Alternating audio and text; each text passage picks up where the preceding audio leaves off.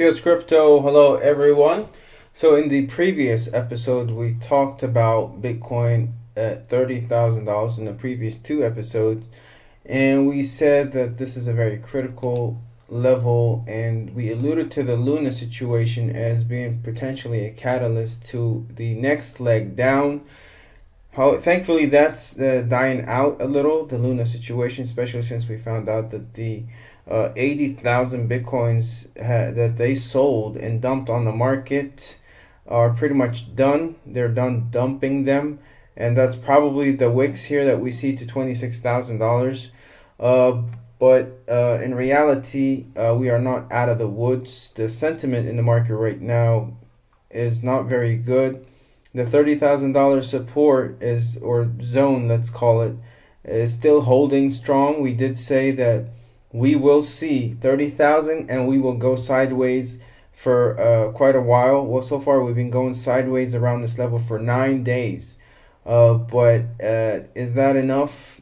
I still think that we are due for a bounce to the upside.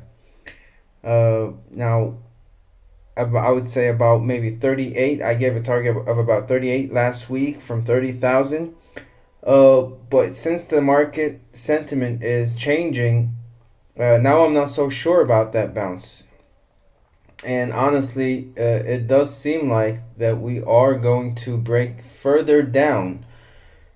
And the target, as we mentioned, is 25, but probably $20,000 is more, makes more sense since that's the bigger support level around right here. So I do see $20,000. I was actually hoping for a bounce to $38,000 before we go back to that level, but given the sentiment in the market right now, and given some indicators fundamentally in news or whatever, it does seem like we are supposed to be breaking from this level directly down to $20,000. So take it as you whatever, take it as you like. We could bounce to 38 and come down to 20, or break down to 20 from here. I think ultimately the target is $20,000. The volume says so, the chart says so, the sentiment says so. Obviously, I say so, but I could be wrong. I've been wrong before, but not many times, to be honest, if you've been watching me. So $20,000 is our target right now. And it could happen any minute because on the daily chart, if we zoom in, or rather the 4-hour chart, we are seeing the squeeze meeting its end right here along the moving averages. So we should be breaking out here. We break out to the top, we'll see that $38,000 target. If we get rejected off this moving average, which has been providing us with pretty heavy resistance, then we will probably see $20,000, and that should happen probably within the next 48 hours. It's that serious.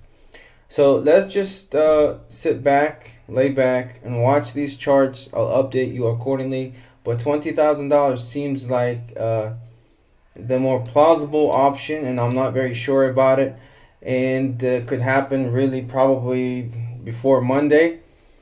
And if it does, and when it does happen, I believe that will be the bottom, and that will be the catalyst for probably more sideways action before we potentially start moving up slowly. Anyways, that's all I have for you. I didn't really say much. I didn't give you a sure prediction, so either more sideways or break down or break up.